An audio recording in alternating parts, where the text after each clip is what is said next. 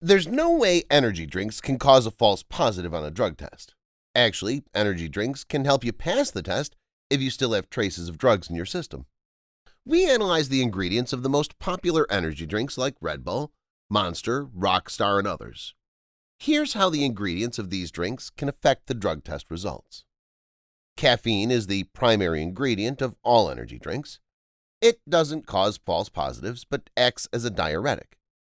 It will help you urinate frequently and flush the remaining drug metabolites out of your bladder. Sugar, sucrose, and glucose. These raise insulin levels and stop the breakdown of body fat. If you're a marijuana user, less THC will be released into the blood from the fat cells. So, this will only help you pass the test. Taurine increases the amount of one of the drug metabolizing enzymes. That's not good because it will make drugs metabolized and excreted into the urine faster. But the good thing is that it will take several days to increase the amount of the enzymes.